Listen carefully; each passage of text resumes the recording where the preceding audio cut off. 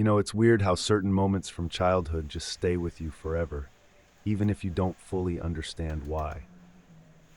I've told this story to a few people, but only the ones I trust because every time I talk about it, I get that feeling all over again. The tightness in my chest, the way the air seemed to thicken around me, making it hard to breathe. I was just 8 years old when it happened, but I remember everything about that day. It was summer, and it was the kind of hot that made everything feel slow and lazy. The neighborhood pool was the only place where we could cool off, and I remember how it used to be our favorite spot, mine and Ethan's. Ethan lived a couple of houses down, and he was my best friend. Our moms were close, so we'd known each other since we were toddlers. That day, we went to the pool together, just like we always did. The water shimmered under the blazing sun, a cool blue oasis. I remember the smell of chlorine mixed with sunscreen, the sounds of kids laughing, the rhythmic slosh of water splashing against the pool's edges. Everything seemed so normal, so perfect. I felt safe. We had a game we always played, seeing who could stay underwater the longest. It was usually just harmless fun, a competition where neither of us really cared about who won. I remember diving down, eyes stinging from the chlorine, the world above becoming a muffled blur as I swam to the bottom. I could see Ethan's feet kicking next to me, the bubbles floating up as we both held our breath. It was when I was ready to come up that I first noticed something was wrong. I pushed off the bottom, my body moving through the water, aiming for the surface where I could see the sunlight filtering down. But just as I was about to break through, I felt it. Ethan's hand on the back of my head, pushing me back down. At first, I thought it was a joke. I twisted around trying to break free, but his grip tightened. Panic set in quickly, faster than I would have thought. My chest started to burn, my body screaming for air. I thrashed, trying to twist out of his hold, but he was strong, stronger than I realized. My hands clawed at his arm, but he didn't let go. He just kept pushing, his face a blur above me, obscured by the rippling water. I can still remember the way the sunlight above looked, just out of reach, the brightness shimmering and bending as I struggled beneath it. My chest felt like it was going to explode, and I could hear my own heartbeat pounding in my ears. I thought I was going to die. I genuinely thought, in that moment, that I wasn't going to make it back up. And then, suddenly, he let go. I shot to the surface, gasping, choking on air as my vision blurred. I remember the way the world looked, how everything seemed too bright, too loud. The laughter of the other kids, the splashing, it all felt wrong, like a twisted version of what had been normal just minutes before. I turned to look at Ethan, and he was just smiling. Not a mean smile, not an angry one, just a casual, almost amused smile, like nothing had happened. I was too scared to say anything. I remember coughing, trying to catch my breath, while Ethan swam over to the edge of the pool and pulled himself out. He looked back at me and said, "Come on, let's go get ice cream." Like it was no big deal, like he hadn't just held me underwater, like he hadn't almost drowned me. I didn't know what to do. I was 8. I followed him out of the pool, my legs shaky, my heart still pounding. We got ice cream from the snack bar, and I remember sitting there, the cold, sweet taste melting on my tongue, but I couldn't really taste it. I kept glancing at Ethan, trying to understand what had happened, trying to see if there was something different about him, something that would explain why he did what he did. But he just looked normal. He laughed, made jokes, like he always did. We didn't talk about it, not that day, not ever. And somehow, after a while, I convinced myself that maybe I'd imagined it. Maybe it wasn't as bad as I remembered. Maybe it really was just a game, and I had overreacted. Kids do stupid things sometimes, right? But I never felt the same around him again. Every time we went to the pool after that, I'd find an excuse to stay near the shallow end, or I'd pretend I was tired and needed a break. I started to notice other things about Ethan too, things that I hadn't paid attention to before. The way he'd sometimes stare at me, his eyes a little too focused, like he was watching something other people couldn't see.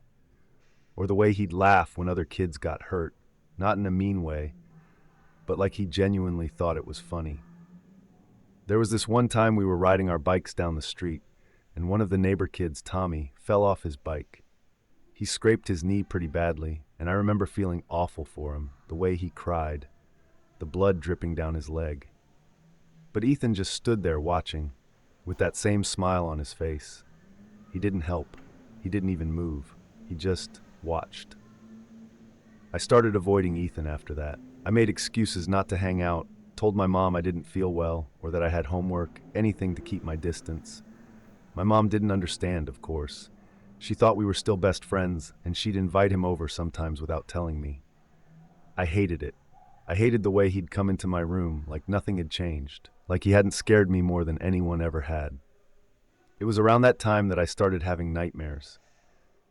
I dreamed that I was back in the pool, the water cold and dark, and I'd feel his hands on me again, pushing me down, holding me there. In the dream, I could never get away. I'd wake up gasping, my heart racing, my sheets soaked with sweat. One night, I woke up, and I could have sworn I saw him standing in my room. Just a shadow by the door, barely visible in the dim light from the hallway. I blinked, and he was gone. But I couldn't shake the feeling that he had been there, that he was watching me even when I couldn't see him.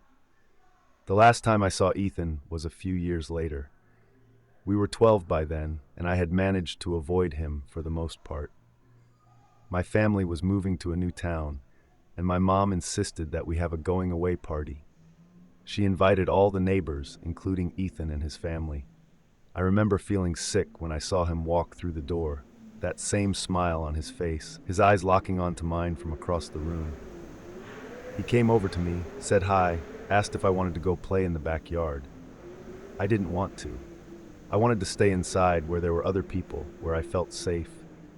But my mom was watching, and I knew she'd think it was weird if I said no. So I went. We walked out to the backyard, and for a few minutes, everything was okay. We kicked a soccer ball around, talked about school like normal. But then Ethan stopped, and he looked at me, really looked at me the way he used to when we were at the pool. He said, "Do you remember that day at the pool?" My mouth went dry. I didn't know what to say. I just nodded. He smiled, that same smile that I'd grown to hate, and he said, "I wasn't really going to hurt you, you know. I just wanted to see what you'd do." I remember feeling this cold chill run down my spine, this realization that he knew exactly what he'd done, that it wasn't an accident, that it wasn't just a game. He had wanted to scare me. He had wanted to see me struggle. I didn't say anything. I turned and walked back inside, my hands shaking. I told my mom I wasn't feeling well, and I stayed in my room for the rest of the party. I never talked to Ethan again after that. We moved the next week, and I was glad to leave him behind, glad to put distance between us. But even now, years later, I still think about him sometimes. I still see his face in my dreams, still feel his hands on the back of my head, pushing me down, holding me under. I wonder if he ever thinks about me, if he remembers what he did. I wonder if he ever did it to someone else, if there was another kid who wasn't as lucky as I was. I hope not. I really do. But there's a part of me that knows the truth. That smile, the way he looked at me, the way he watched when others got hurt. It wasn't just a game to him. And that's what scares me the most.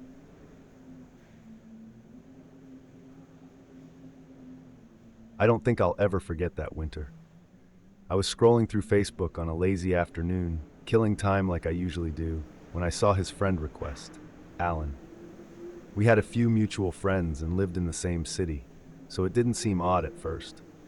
I figured he must be someone I'd seen around town, maybe even at one of the coffee shops I frequent.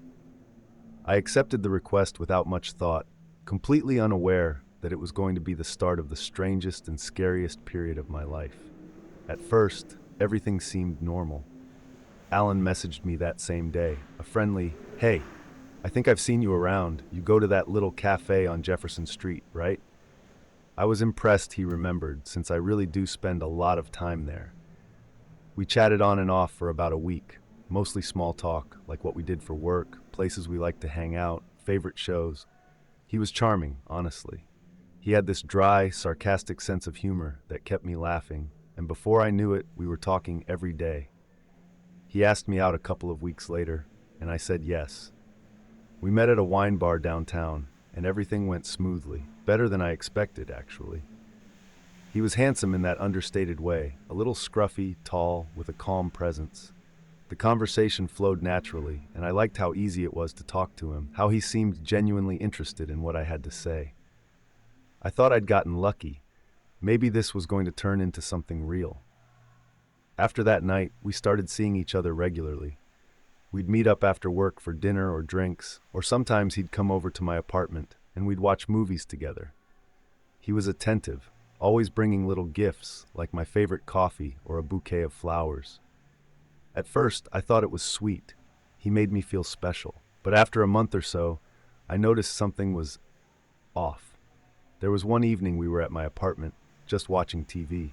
I glanced over at him and saw that he was staring at me, not like casually watching, but intently, almost like he was studying me. I smiled, a little unnerved, and asked, "What?" He just shrugged, gave a half smile, and said nothing. He didn't look away, though. He kept watching me, his eyes unblinking. I remember laughing awkwardly, trying to play it off, but my stomach felt tight, and I couldn't shake the sense that something was wrong. It started happening more often. He'd watch me, silently, for minutes at a time. I tried to tell myself I was being paranoid, but the feeling wouldn't go away. One night I woke up in the middle of the night, and Alan was sitting on the edge of the bed, just looking at me. I asked if he was okay, and he didn't answer right away. Finally, he said, "I just like watching you sleep." There was something in his voice that made my skin crawl. The more I saw him, the more these little moments added up. I started feeling trapped, anxious. It wasn't just the staring, it was the way he seemed to always know where I was, even when I hadn't told him. Once I was at that cafe on Jefferson Street, and I hadn't mentioned it to anyone. I was sitting by the window, and suddenly there was Alan, standing on the sidewalk, looking in at me. He smiled and came in, acting like it was a coincidence, but I knew it wasn't. The breaking point came one night after I decided I needed some space. I hadn't answered his messages all day because I just needed to think, to breathe without him around. I came home that evening, and there he was, standing at my door. He wasn't smiling this time. His face was blank, and his eyes looked darker than I remembered. He said, "You weren't answering me." I was worried. The way he said it, it didn't sound like concern, it sounded like a warning. I told him, right then and there, that I needed a break. I expected him to argue, or maybe to be upset, but he just nodded, his expression never changing. He turned and left without another word. I remember feeling a weird mix of relief and fear. Something in the back of my mind told me this wasn't over. The messages started the next day.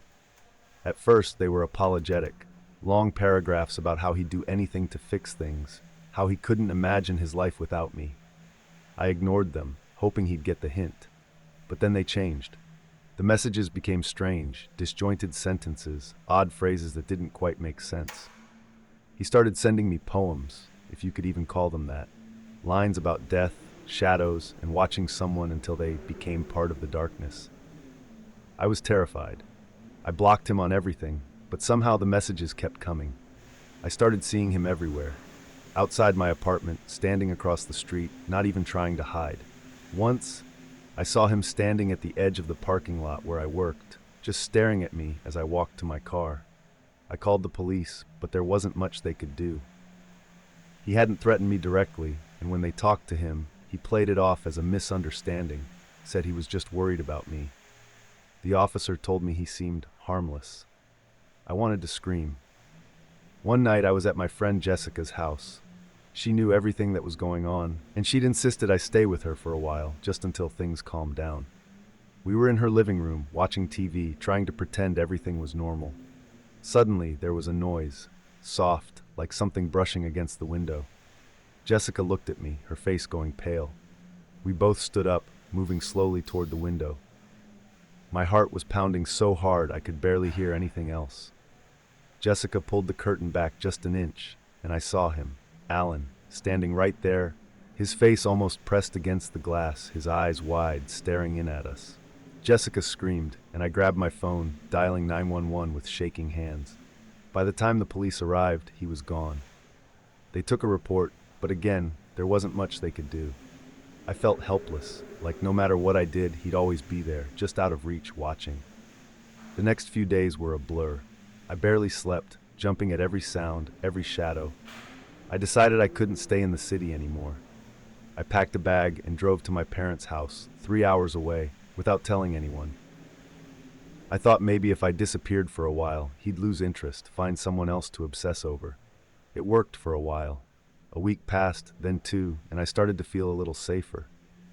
I was still jumpy, but I was sleeping again, eating again. I thought maybe it was over.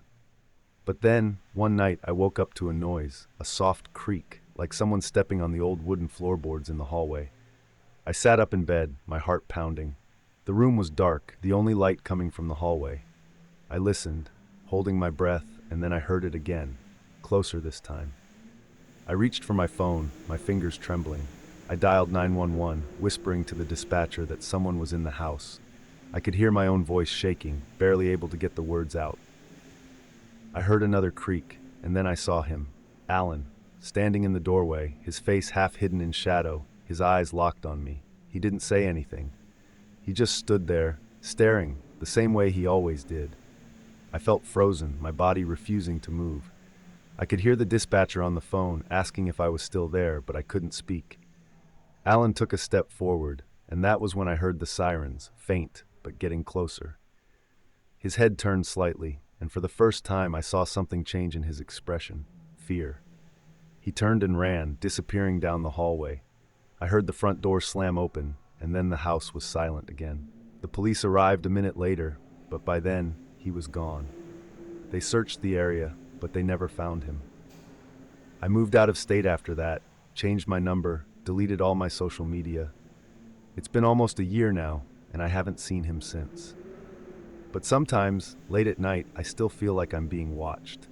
I'll be sitting in my new apartment, everything quiet, and I'll get that feeling, the one where the hair on the back of your neck stands up, and you just know someone's there. I don't think I'll ever feel safe again.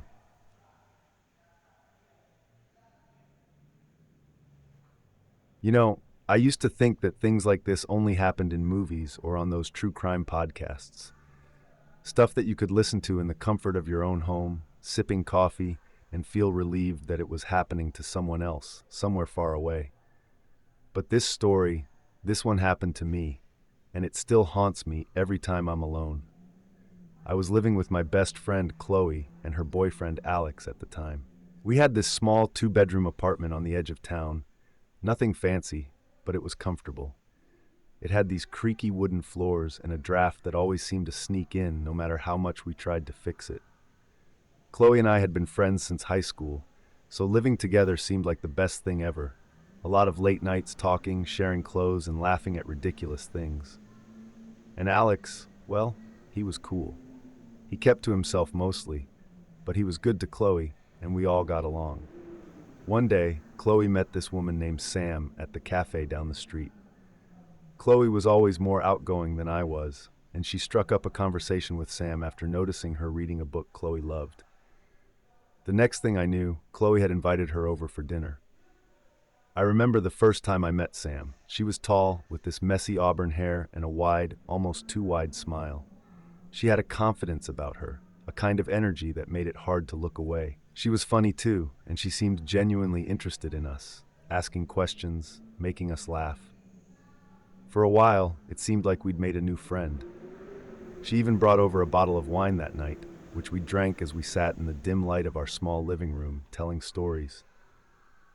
There was something about her that put me on edge, but I brushed it off as me being paranoid. Chloe liked her, and Alex seemed indifferent, so I figured it was just me overthinking things. Sam started coming around more often. She'd text Chloe and drop by unannounced, usually with a smile and some excuse about being in the neighborhood. At first, it was kind of nice. She was always full of energy, always ready to have fun. But after a while, I noticed some things that made me uncomfortable. She'd ask a lot of questions about our routines, like what time Chloe left for work, when Alex and I were usually home. She even asked if I had a boyfriend, and when I said no, she gave me this strange smile, like she knew something I didn't. Then there was the guy. I don't know his name. I never got a clear answer from Sam about who he was. She'd always just call him a friend. The first time he came over was during one of those spontaneous hangouts Sam seemed to love so much. We were sitting in the living room, the windows open to let in the cool evening air, when there was a knock at the door. Sam jumped up, her eyes lighting up, and said, "Oh, that's my friend! I hope you don't mind, I invited him." Chloe and Alex seemed fine with it, but I remember this tight feeling in my stomach. Something about the way she said it felt off. The guy who walked in was tall, with a shaved head and this cold, detached look in his eyes. He barely said a word, just sat in the corner while Sam talked. He didn't smile, didn't laugh, he just watched. I tried to make small talk with him at one point, asking him about his job, but he just shrugged and looked at Sam like she was supposed to answer for him. After that, things got weirder. Sam and this guy, I started seeing them around more and more. They'd be outside the cafe when I stopped by to grab a coffee. I'd see them across the street when I was walking home from work, just standing there, not even trying to hide. I remember one night, coming back late after a shift, I saw them standing under the streetlight near our apartment building. Sam waved at me, this big, almost exaggerated wave like we were best friends. The guy just stared. I told Chloe about it, but she brushed it off. She thought I was being paranoid, that Sam was just a little eccentric. "She's harmless," Chloe said, laughing it off like it was no big deal. But it didn't feel harmless to me.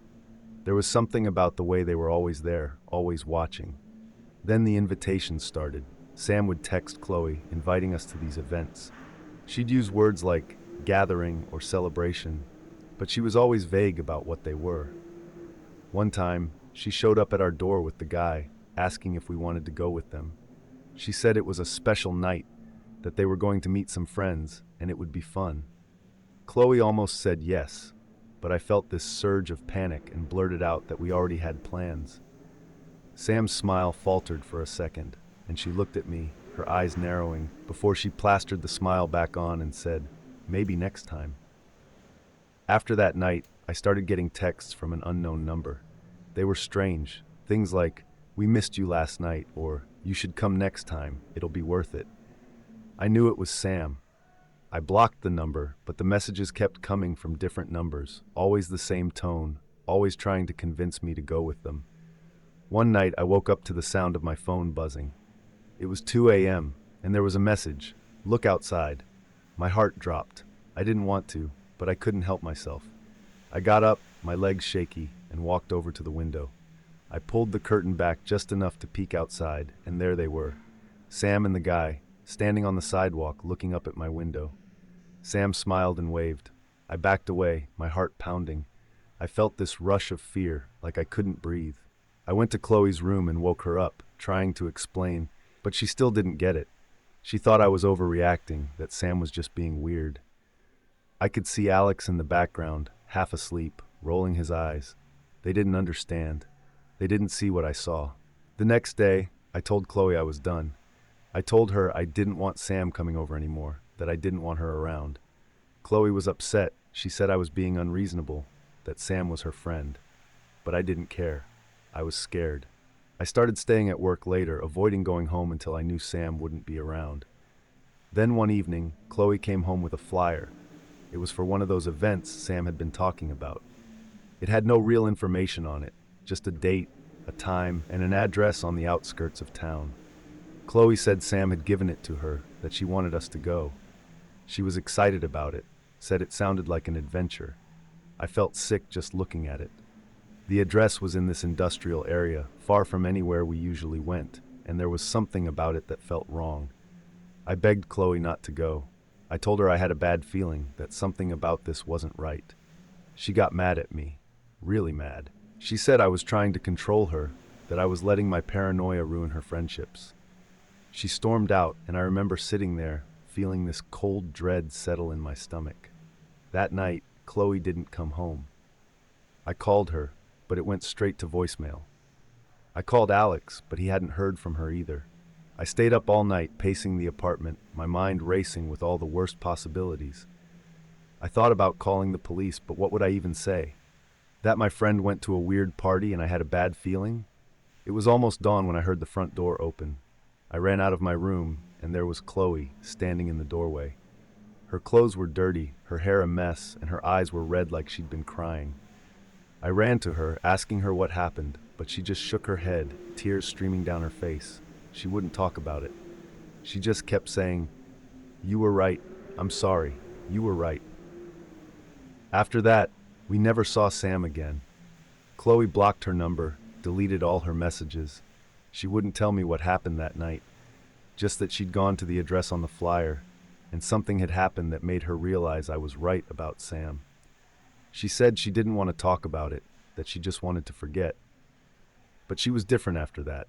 She was scared all the time, jumping at shadows, refusing to go out after dark. I was scared too. I didn't know what they had done to her, but I knew it was bad. I knew that whatever Sam and that guy were involved in, it wasn't just some harmless gathering. We moved out of that apartment a few weeks later. Chloe moved back in with her parents and I found a place on my own. We stayed in touch for a while, but it wasn't the same. There was this distance between us, this unspoken thing that neither of us wanted to address. Eventually, we drifted apart. Even now, years later, I still think about Sam. I wonder,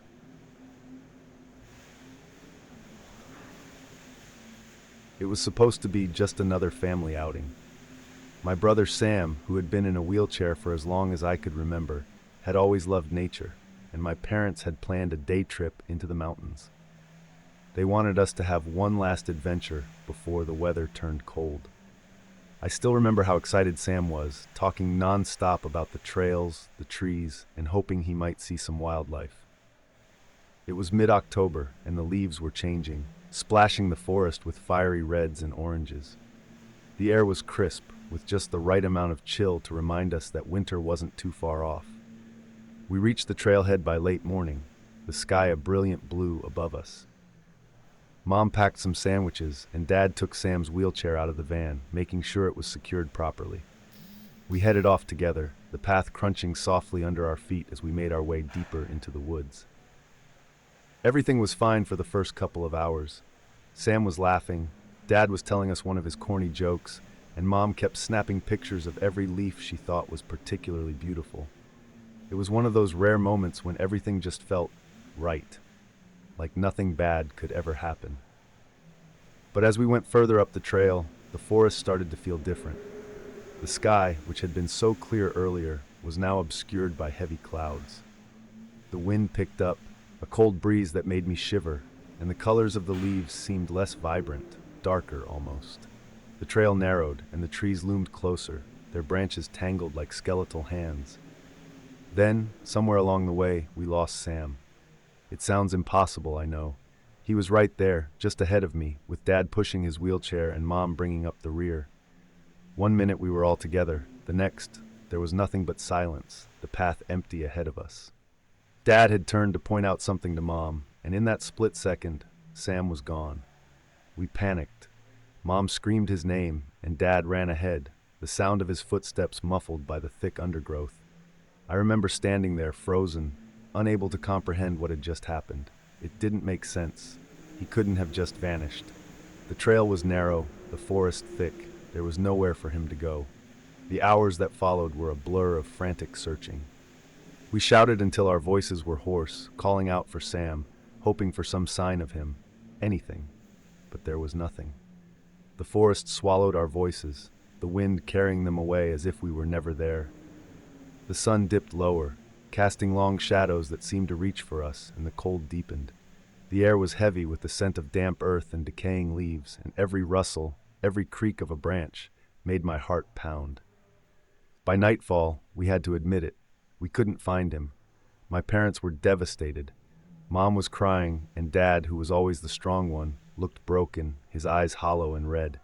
We called the park rangers, and soon there was a full search underway. People with flashlights, dogs, and even a helicopter with a spotlight. But still, no sign of Sam. 2 days passed, and we were losing hope. The forest was vast, and Sam was just a kid, one who couldn't even walk on his own. The thought of him out there, alone in the cold, was unbearable. I tried not to think about it, but every time I closed my eyes, I saw him. His wheelchair tipped over, or worse, him lying somewhere, hurt and scared. On the morning of the third day, something changed. One of the search dogs picked up a scent. We were led deeper into the woods, far off the main trail, up a steep hill that I was sure Sam could never have climbed on his own. The ground was rocky, the path almost non-existent. It didn't make sense. How could he have gotten there? But the dog was insistent, pulling its handler along, barking excitedly. And then we saw him. Sam was sitting at the base of an old pine tree, his face pale, his clothes dirty and torn. He looked exhausted, his eyes wide and unfocused, but he was alive. I remember the way my mom screamed, running to him, wrapping her arms around him as if she'd never let go. Dad was right behind her, tears streaming down his face. But Sam, he barely reacted. He just sat there, staring ahead as if he didn't even see us. And then there was the dog. It was a large dog with thick black fur and piercing yellow eyes. It stood a few feet away from Sam, watching us silently. It wasn't one of the search dogs. It had no collar, no tags, nothing. Just a stray, I thought, but there was something about it that made me uneasy. It was too still, its eyes too intelligent, as if it understood everything that was happening. As we approached, the dog let out a single deep bark, and then turned and ran, disappearing into the trees before anyone could react. We tried to call it back, but it was gone, swallowed by the forest as quickly as it had appeared. Sam didn't say much when we found him. He was dehydrated, exhausted, and confused. The paramedics checked him over, and he was taken to the hospital for observation. But physically, he was fine. The doctors said it was a miracle, given the cold and the rough terrain, but Sam didn't seem to care. He just stared out the window, his eyes distant, as if he was still out there in the woods. It wasn't until a few days later that he finally spoke about what had happened. He told us about the dog, that it had found him after he'd somehow gotten separated from us. He didn't remember how he'd gotten up the mountain, only that one moment he was on the trail, and the next, he was lost, the forest around him dark and unfamiliar. He said he'd been scared, crying, when the dog appeared out of nowhere. It had stayed with him the whole time, keeping him warm at night, leading him to water during the day.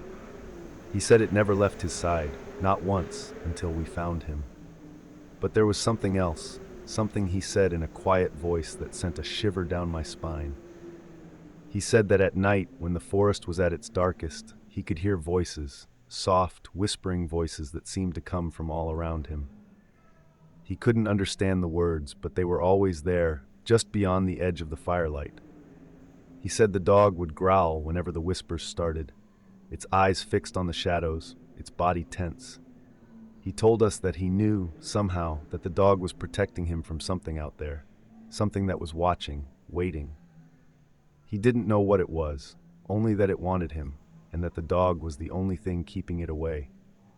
My parents tried to comfort him, telling him it was just his imagination, that he'd been scared and alone, and his mind had played tricks on him.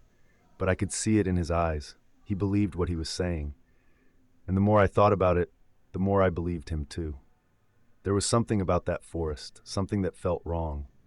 I'd felt it that day. The way the air had changed, the way the shadows had seemed darker, more alive. And that dog, it wasn't just an ordinary stray. I knew that much. The way it had looked at us, the way it had barked and disappeared, it was almost as if it knew its job was done, as if it had been sent to protect Sam. And now that we were there, it could leave. We never went back to that forest. Sam refused to talk about what had happened after that day, and eventually my parents stopped asking.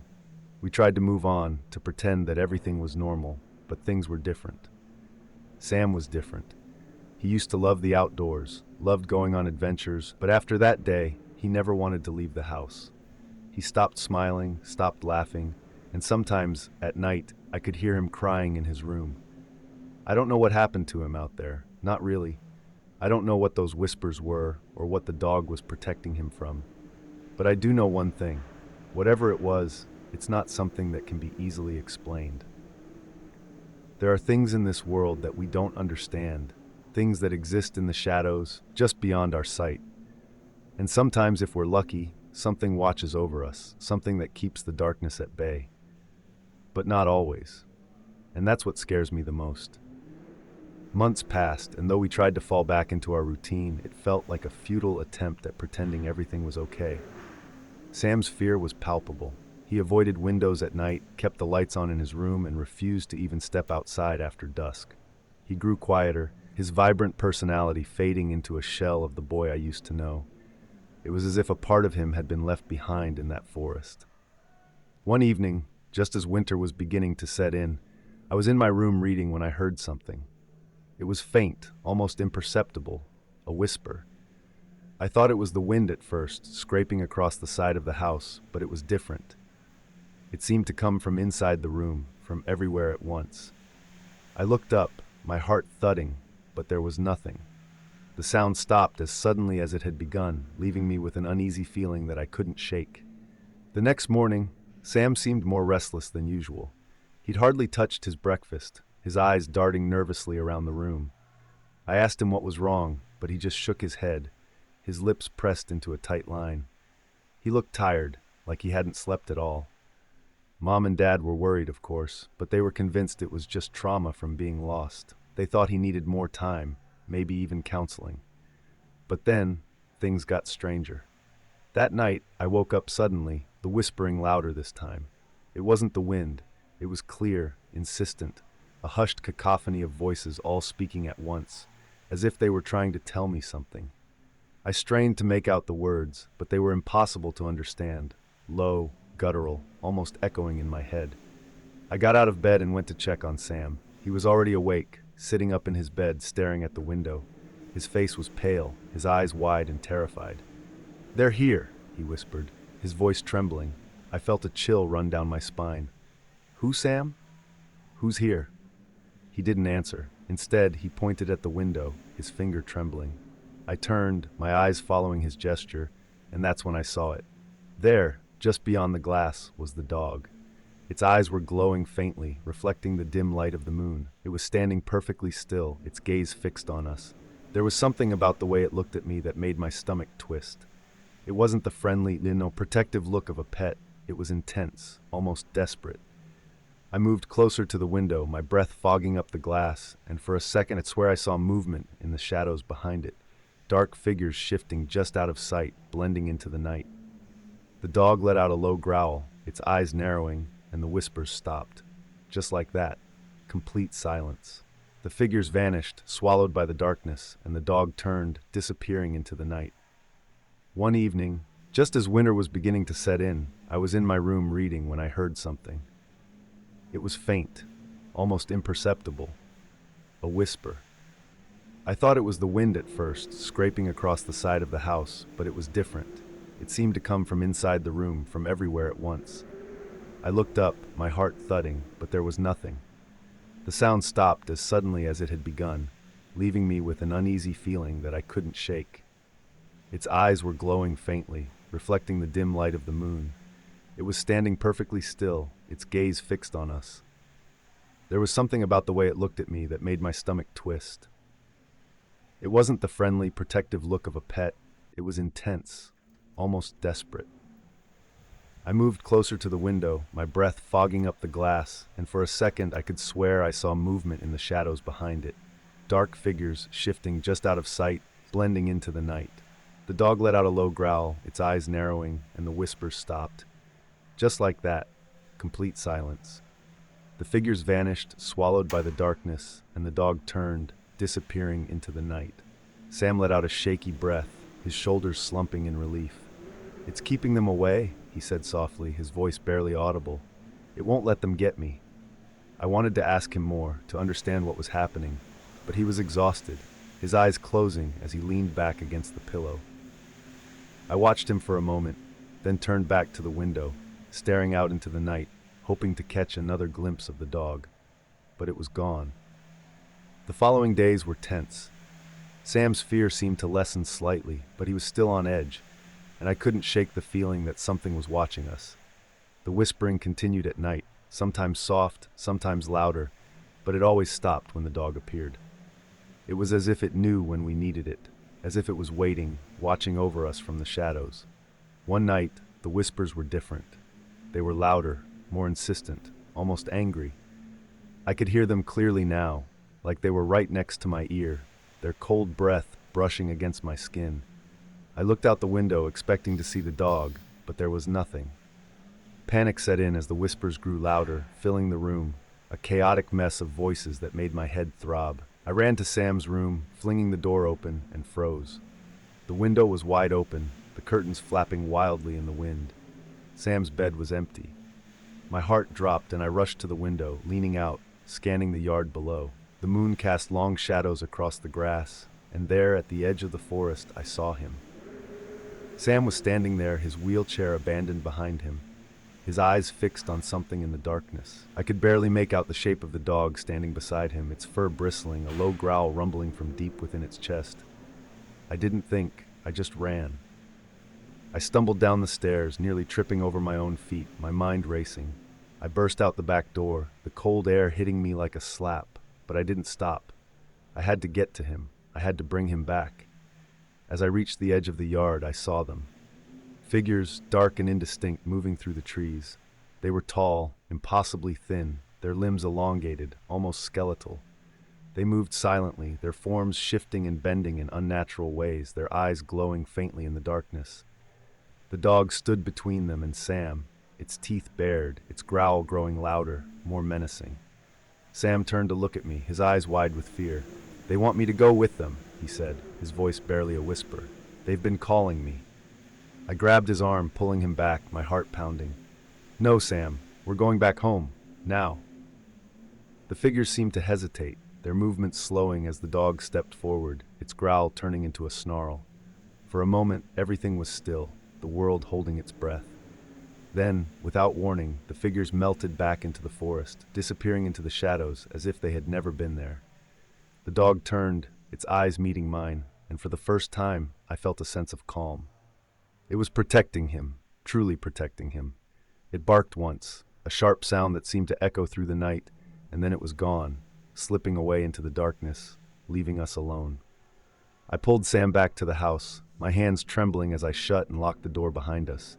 He was shaking, tears streaming down his face, and I held him, whispering that it was okay, that he was safe now. But deep down, I knew that this wasn't over. The next morning, Sam seemed different. He was quieter, more withdrawn, but there was a determination in his eyes that hadn't been there before. He looked at me, his expression serious, and said, "We need to find out what they want. We can't keep running." I didn't know what to say. I was terrified. Terrified of losing him, terrified of whatever those things were, but he was right. We couldn't keep living like this, waiting for the whispers to come back, waiting for the dog to save us. We had to face whatever was out there, together. And so, we made a plan. We would go back to the forest, back to where it all began. We would find the answers we needed, no matter how terrifying they might be. Because the whispers weren't going to stop, and the dog, as much as it had protected us, couldn't stay forever.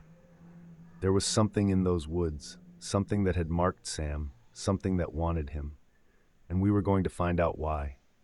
The day we set out was cold, the sky overcast, a thick layer of fog clinging to the ground. We packed what we needed, flashlights, food, a first aid kit, and set off, the forest looming ahead of us, dark and foreboding.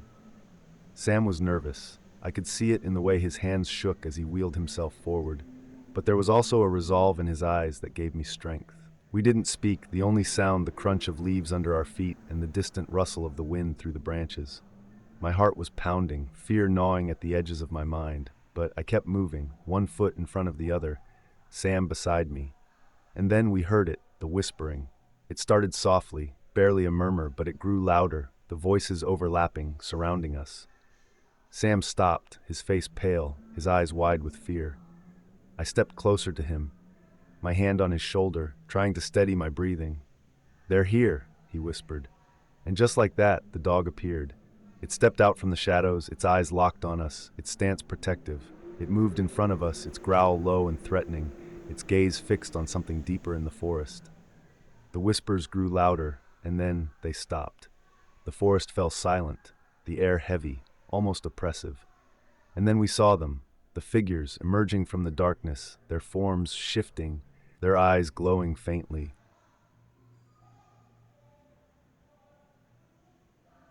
You never really think it'll happen to you. I mean, you hear about it on the news or read some story on social media, but there's this comforting distance that comes with it, like a layer of glass that keeps all the bad things safely on the other side. That's why when it happened to me, when someone broke into my house, I wasn't prepared. I wasn't ready for how real it would feel, how the fear would sit in my chest, a cold, hard knot that wouldn't go away. It was a Thursday night, and my husband was out of town for work. I remember it so clearly because I'd been looking forward to a quiet evening. Just me, some leftover pasta, and my favorite TV show. It had been a long week, and all I wanted was to curl up on the couch, a blanket wrapped around me, the world outside fading into the background. The house was quiet, except for the sound of the wind rattling the branches against the windows. I remember thinking how eerie it was, how the branches scraped just so, like nails scratching against the glass. It made the room feel colder, the shadows a little deeper. I almost got up to close the blinds, but decided against it. I wanted to keep things cozy, keep the streetlights shining in from outside. It made me feel less alone. I was halfway through my show when I heard it, the unmistakable sound of a door handle jiggling. My body went cold and I muted the TV, straining to hear. For a second I thought maybe it was the wind, or that I'd imagined it. I was about to unmute the TV when I heard it again. A soft click followed by the door to the garage creaking open. My heart dropped into my stomach. There was no one else supposed to be here. I was alone. I froze, the blanket still draped over my shoulders, my mind racing. I had to be wrong. Maybe I hadn't locked the door all the way. Maybe it had just blown open. But deep down, I knew. I knew that wasn't it. I heard footsteps, slow, deliberate, and they weren't mine. They echoed through the kitchen, the sound of heavy boots against the tile floor. I couldn't breathe. My body felt like it was made of stone, every instinct screaming at me to move. But I just sat there, my mind too terrified to process what was happening. It was real. Someone was in my house. I grabbed my phone, my hands shaking so badly I almost dropped it. I couldn't call 911. I didn't want whoever was out there to hear me talking. My heart was pounding in my ears as I opened Facebook Messenger, my fingers fumbling to find my husband's name. "Someone's in the house. Call 911. Please hurry," I typed, my breath coming in short, ragged gasps. The footsteps were getting closer, moving from the kitchen to the hallway that led to the living room. I knew I didn't have much time. I pushed myself off the couch, the blanket falling to the floor, and I ran. I ran for the closet at the end of the hall, my bare feet almost silent against the hardwood floor. I slipped inside, pulling the door closed as quietly as I could, the darkness swallowing me whole. I held my breath, my back pressed against the wall, my phone still clutched in my hand. I could hear the footsteps now, louder, closer. They were in the living room where I'd just been. I could hear things being moved, the soft thud of something hitting the floor, a cushion, maybe, or the blanket. He was looking for something, or maybe for someone. My chest tightened as I realized that he was looking for me. I could barely see in the closet, just the faintest strip of light filtering in from beneath the door. I stared at it, watching the shadows move across the floor, waiting for the worst. My phone vibrated in my hand, the buzz deafening in the silence. I almost dropped it, my heart skipping a beat. I looked down and saw it was my husband replying. "Calling 911. Stay hidden. Don't move." I wanted to cry, wanted to feel some kind of relief, but I couldn't. All I could think about was the fact that it would take time for the police to get here. And I didn't know if I had time. The footsteps were moving again, slowly, methodically, as if he knew I was somewhere close. I bit down on my lip, trying to stay quiet, trying to control my breathing. I heard him enter the hallway. The floor creaked beneath his weight, the sound so loud it felt like it was echoing in my head. I squeezed my eyes shut, my hands trembling as I clutched my phone. The closet was small, barely big enough for me to sit down, and I could feel the walls closing in, the air thick and suffocating. And then he stopped, right in front of the closet. I could see his shadow, his boots just visible beneath the door. I held my breath, my entire body tensed, every muscle screaming for release. He was so close that I could hear him breathing, a slow, steady sound that seemed to stretch on forever.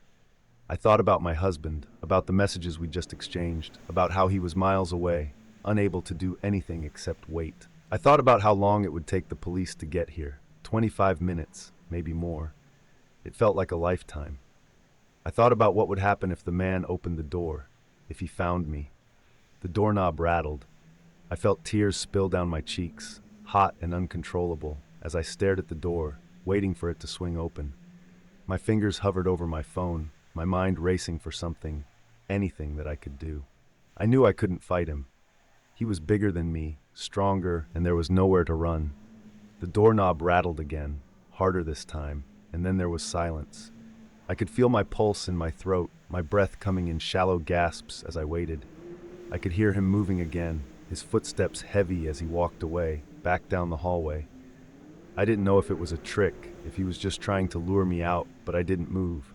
I stayed in that closet, the darkness pressing in around me, my body trembling with fear. The house was silent again, but it didn't feel safe. It felt like a trap, like the quiet was just a cover for something worse. I kept my eyes on the strip of light beneath the door, my ears straining for any sound, any hint that he was still there. Minutes passed. It felt like hours. My phone vibrated again, the screen lighting up in the dark. It was my husband. Cops are on their way. 5 minutes. 5 minutes. It felt like an eternity. I could still hear my own breathing, loud and uneven, as I sat there, waiting. The closet was small, cramped, and every part of me ached from being so still, but I didn't dare move.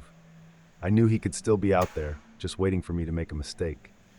And then I heard it, a loud crash, the sound of something shattering in the kitchen. I jumped, my hands flying to my mouth to keep from screaming. The noise echoed through the house, followed by silence. I didn't know what it was, but it sounded deliberate, like he was trying to scare me. I could feel my whole body shaking, the fear almost too much to bear. Suddenly, there was a new sound, sirens, faint at first but growing louder, closer. Relief washed over me, and I felt a sob catch in my throat. They were coming. They were almost here. I could hear the sirens blaring, the red and blue lights flashing through the gaps in the blinds. I heard a voice, loud and commanding, shouting from outside. And then the door slammed open, heavy footsteps echoing through the house. "Police! Is anyone here?" I burst out of the closet, my legs weak beneath me, stumbling into the hallway. My vision blurred from the tears, but I could see them. 2 officers, guns drawn, moving through the house. One of them saw me, his eyes widening as he rushed towards me. "It's okay, ma'am. You're safe now," he said, his voice calm, steady, as he helped me to my feet. I looked around, my eyes searching the shadows, but there was no sign of him. The man who had been in my house was gone, vanished into the night. The officers searched the house, every room, every corner, but they found nothing. It was like he had never been there, like he was just a figment of my worst nightmare. But I knew he was real. I could still feel his presence, still hear the sound of his footsteps echoing through the halls. The police told me I was lucky, that I had done the right thing by hiding, by staying quiet. But I didn't feel lucky. I felt violated, unsafe. We moved out not long after that. My husband understood. He didn't argue, didn't try to convince me otherwise. He knew there was no point. The house that had once felt like home, like our little sanctuary, had been tainted by that night. No amount of locks, no security cameras, no alarms could change the way I felt when I was there. It no longer felt like a place where I could relax, where I could breathe. Instead, every corner, every shadow reminded me of that awful sense of vulnerability. The police never caught him. They tried, of course, took fingerprints, checked the neighborhood security cameras, interviewed the neighbors, but it was like he'd vanished into thin air. No clues, no suspects. Just a ghost that slipped in and out of my life, leaving nothing behind but a memory that felt like a scar. We found a new place.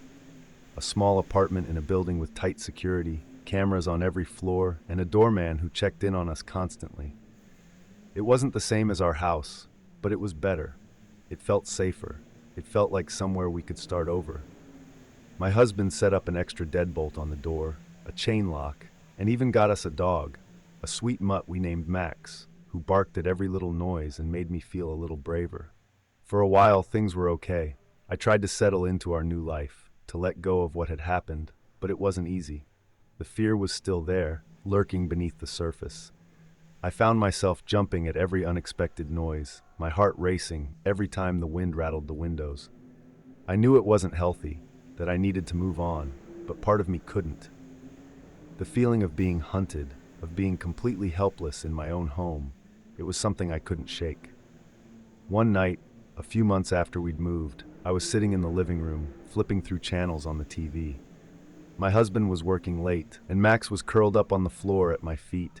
his ears twitching with every sound from the hallway outside. The apartment was quiet, except for the low hum of the TV, the flickering light casting shadows across the walls. I was just starting to relax, my body finally unwinding from a long day, when I heard it.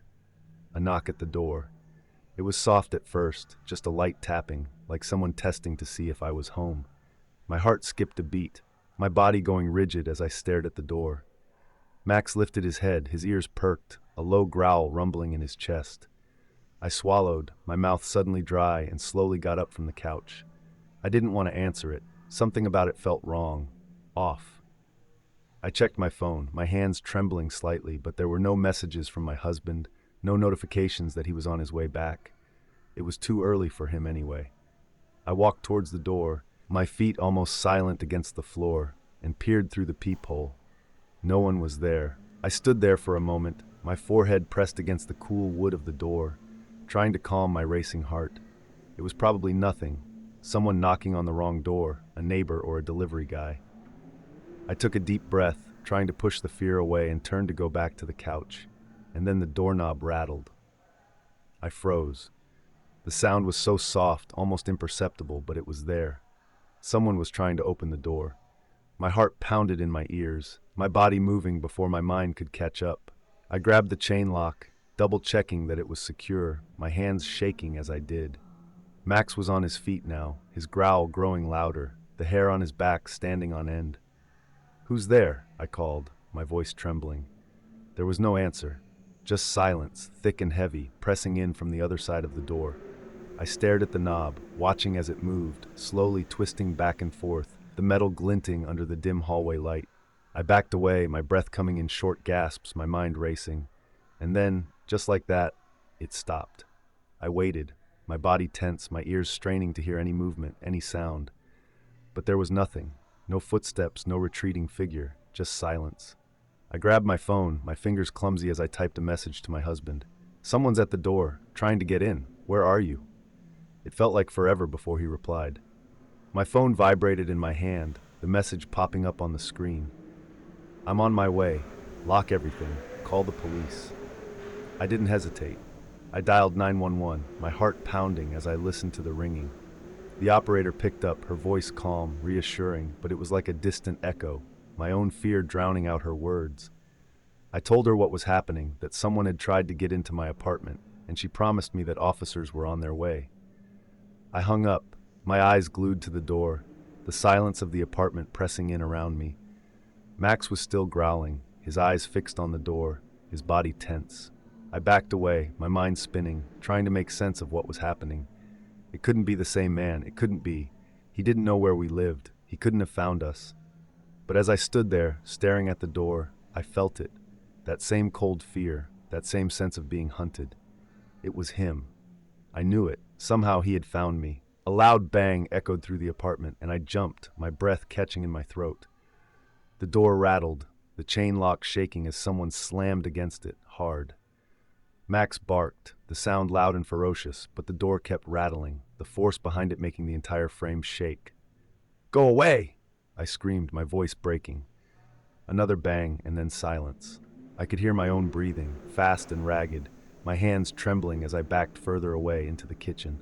I grabbed a knife from the counter, the handle cold and heavy in my hand. Max stood by the door, his barking fading into a low, constant growl, his eyes never leaving the door. I waited. The seconds felt like hours, every tiny sound magnified, the ticking of the clock on the wall echoing in the silence. My phone buzzed again, a message from my husband. "Almost there. Stay where you are." I could hear the distant wail of sirens, growing louder, closer. Relief washed over me, my knees almost buckling as I let out a shaky breath. They were coming. It was almost over. But then there was another sound, one that sent a chill down my spine. It was faint, barely audible, but it was there. The sound of a window sliding open. My eyes widened, my heart pounding as I turned towards the hallway.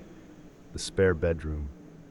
I could see the window from where I stood, the dark shape of it just visible, and I watched in horror as a hand appeared, gripping the edge of the frame. He was coming in. I backed away, my feet moving before my mind could catch up, my body reacting purely on instinct. I ran to the door, pulling it open just as my husband burst into the hallway. his eyes wide with panic. Behind him, two police officers rushed in, their guns drawn. "He's in the window," I screamed, pointing towards the hallway. The officers ran past us, their footsteps heavy against the floor, and I heard them shouting, their voices loud and commanding. I held on to my husband, my entire body trembling as I listened, waiting. There was a crash, the sound of something heavy hitting the floor, followed by more shouting, and then silence. Max barked, his tail wagging as he looked up at us, oblivious to the chaos that had just unfolded. My husband held me close, his arms wrapped around me, his voice soft as he whispered that it was over, that I was safe. But as I stood there, my heart still racing, I knew that it wasn't over. Not really. They caught him that night. The man who had broken into our house, who had tried to break into our apartment. He was a stranger, someone I'd never seen before, someone with no connection to us. The police said he was probably a drifter, that we'd just been unlucky. But I didn't believe them. I knew he had been looking for me. I knew he had found me somehow. We moved again, this time to a different city. I couldn't stay there, couldn't keep living in a place that he knew, a place where he had almost reached me. My husband understood. He didn't argue. He just packed our things and we left, leaving behind another home, another set of memories tainted by fear. And now, even in our new place, with all the locks and alarms and cameras, I still don't feel safe. I still hear the sound of footsteps in the hallway, still see shadows moving beneath the door, and sometimes late at night, I still hear the knock. Soft, deliberate, like someone testing to see if I'm home.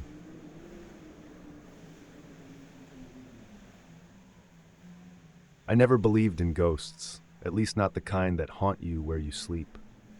I was always one to rationalize things. The creak in the floorboards, the sudden chill that crawls up your spine. My mom and I lived in a small house at the edge of town, nothing fancy, but cozy. It was the kind of place that felt like a warm hug when you walked in. So when weird things started happening, I convinced myself they had to have an explanation. I mean, don't we all? It started with just little things, things you'd write off as accidents if you weren't paying attention. The front door being open when I was sure I had locked it, lights flickering in my room, but only my room. I remember telling Mom that something felt off, but she just gave me that look. You know, the one that says, "You've been watching too many scary movies." "Mom, I'm serious," I told her one night as we sat at the dinner table. The rain was tapping against the window, and the wind outside made a soft howling noise, just enough to make you glad you were inside. "I think there's something in the house, something that's trying to get my attention." Mom sighed, putting down her fork. She looked tired, not just from the day, but from the whole conversation. "Honey, there's nothing in this house that wasn't here when we moved in. Except maybe that imagination of yours," she said with a chuckle, but there was something forced behind it. Maybe it was a mother's instinct, but I could tell she was trying to convince herself too. It wasn't until I mentioned Lizzie that she finally paused. "Who's Lizzie?" she asked, her brow furrowed, her voice suddenly dropping a notch. I didn't know. It was a name that had come to me, almost like a whisper in the middle of the night. I had woken up, my throat dry and my ears straining against the silence of the house, and there it was, Lizzie. The words seemed to float through my mind like a leaf caught in the breeze. I don't know. I think that's her name. The ghost, I said, almost feeling silly for even putting it into words. Mom was quiet, and I could see her eyes flick towards the hallway, the shadows pooling just beyond the doorway. She shook her head quickly, like she was shaking off a bad thought. "Don't let your imagination run wild, sweetheart. There's no ghost. Let's just finish dinner." Things didn't get better after that. In fact, they got worse. The air in the house seemed to grow colder, especially in the hall that led to my room. I remember walking down that hallway and feeling the temperature drop, almost like stepping into a freezer. The walls felt like they were watching me, like they were alive somehow. The hair on my arms would stand up, and I'd find myself holding my breath as I made my way to my room. It was subtle, the kind of feeling you couldn't quite put into words, but knew was real. One night, I woke up to the sound of humming. It was soft, almost like a lullaby, coming from somewhere near my closet. I turned on my bedside lamp, the yellow light pushing back the dark, but the humming continued. I swear it was like it was right there, just a few feet away. And yet there was nothing, no one that I could see. "Lizzie?" I whispered, and the humming stopped. The silence that followed was thick, pressing against my ears until I could hear my own heartbeat. I sat there, staring at the closet door, the crack beneath it blacker than the rest of the room. I wanted to get up and open it, to prove to myself that nothing was there, but I couldn't move. It was like my body had been pinned down by an invisible weight. I stayed like that until the sun started to rise, the morning light slowly creeping in and making everything feel silly again. But the thing is, it wasn't silly. The next day I found scratches on the inside of my closet door. Not like a cat's scratch, but deep, jagged marks that looked like they had been made with something sharp. Mom tried to laugh it off, saying maybe I had done it by accident, but I saw her hands shake when she touched the wood. That was the night it finally happened to her. It was about 2 a.m. when I heard her scream. The kind of scream that isn't just about being scared, but about something worse, something primal. I ran out of my room, my heart pounding in my chest, my feet barely touching the ground as I sprinted down the hall. Mom was in the kitchen, her back against the wall, her eyes wide and terrified, staring at something that I couldn't see. "Mom!" I shouted, but she didn't look at me. She just kept staring at the corner of the room, her face pale, her lips moving like she was trying to say something. I rushed to her side, grabbing her arm, and she finally turned to look at me. Her eyes were glassy, her breath coming in shallow gasps. She spoke to me," Mom whispered, her voice breaking. "She said her name is Lizzie and she wants us to leave." I felt a chill run down my spine. My mother wasn't the type to get scared easily. She was strong, always had been, and seeing her like that, so shaken, so small, made the fear inside me grow. I turned to look at the corner she had been staring at, but there was nothing there, just shadows. I helped her back to her room, her hand gripping mine like she was afraid I'd disappear if she let go. As I tucked her in, she looked at me, her eyes searching mine. "Maybe we should leave, just for a few days," she said, her voice barely above a whisper. I nodded, even though I knew we had nowhere else to go. The next few days were quiet, too quiet. Mom stayed in her room most of the time, the door closed, the TV on low. I tried to go about things as usual, but there was this feeling in the house, like something was waiting. I kept hearing the humming, always at night, always near my room. I started sleeping with the lights on, but even that didn't help. It was like Lizzie knew I was scared, and she liked it. One night, I decided I'd had enough. I was tired of being afraid, tired of feeling like a stranger in my own home. I waited until the humming started again, that soft, haunting melody drifting through the darkness. I got out of bed, my feet cold against the floor, and walked towards the closet. "Lizzie," I said, my voice shaking, "what do you want?" The humming stopped. For a moment there was nothing, just silence, thick and heavy. Then slowly the closet door creaked open. I felt my breath catch in my throat as I stared into the dark, the shadows seeming to shift and move. And then I saw her. She was just a girl, maybe 10 or 11, her hair dark and tangled, her eyes wide and empty. She looked at me, her head tilting to the side, and for a moment I almost felt sorry for her. She looked lost, scared even. "Leave," she whispered, her voice barely audible, like the rustle of leaves in the wind. "Please leave." I wanted to move, to run, but I couldn't. I was rooted to the spot, my body frozen as she stepped out of the closet, her bare feet making no sound against the floor. She reached out, her fingers cold as they brushed against my arm, and suddenly I understood. This wasn't her home. It was ours, and she didn't belong here. She was trapped, caught between worlds, and she wanted us gone, so she could finally be at peace. I don't know how long I stood there, staring at her, but eventually, she faded away, the room growing warmer, the air easier to breathe. I stumbled back, my heart racing, and ran to my mother's room. I shook her awake, my words tumbling out in a rush. "Mom, we have to go, now." She didn't ask questions, she just nodded, her eyes wide with fear, and we left. We didn't take anything with us, just got in the car and drove. We ended up at a motel on the other side of town, the kind of place that smelled like stale cigarettes and cheap cleaning products, but I didn't care. For the first time in weeks, I felt like I could breathe. The next morning, we went back to the house just long enough to grab some clothes and a few essentials. The air felt different, lighter somehow, like the weight that had been pressing down on the house was finally gone. I walked down the hallway to my room, the floorboards creaking beneath my feet, and opened the closet door. It was empty, just a few hangers swinging gently, as if moved by a breeze. We moved out a few weeks later, leaving behind the small house that had once felt like a warm hug. Mom said it was just time for a change, but we both knew the real reason. Neither of us could sleep peacefully there anymore, even after the night Lizzie seemed to vanish. The air was still thick with memories, and every creak in the walls felt like a reminder. We found a small apartment on the other side of town, and although it wasn't much, it felt safer somehow. Cleaner. Like we could start fresh. But the story didn't end there. I remember the first night in our new apartment.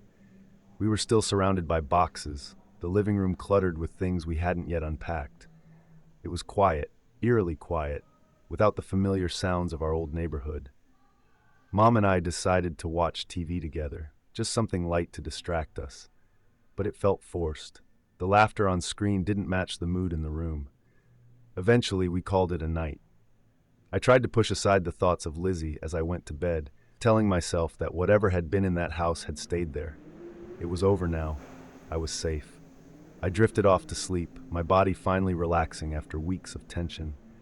I don't know what time it was when I woke up, but the room was dark, and something felt wrong. It wasn't a noise this time, or a chill in the air. It was just a feeling, the kind that gnaws at the back of your mind, urging you to wake up. I opened my eyes, my heart pounding for reasons I couldn't quite understand, and there she was, Lizzie. She stood at the foot of my bed, her eyes wide, her small figure barely illuminated by the faint light spilling in from the hallway. My breath caught in my throat, my body tensing as I stared at her. She didn't move, didn't make a sound, just stood there, her gaze fixed on me. What do you want?" I whispered, my voice trembling. Her head tilted to the side, the same way it had before, like she was trying to understand me. Her lips parted, and for a moment I thought she was going to speak, but instead she simply raised her hand, pointing towards the door. "No," I said, shaking my head, my voice a little louder now. "No, we left. You can't be here. We left that house." She didn't react, just kept pointing, her empty eyes unblinking. My heart raced as I tried to figure out what she wanted, what she was trying to tell me. It was as if she was asking me to go somewhere, to follow her, but I was too scared to move. I just lay there staring at her, hoping that if I closed my eyes, she'd be gone.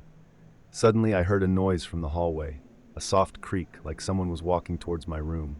My breath hitched, and I turned my head towards the door, my eyes straining in the dark. And then I saw it.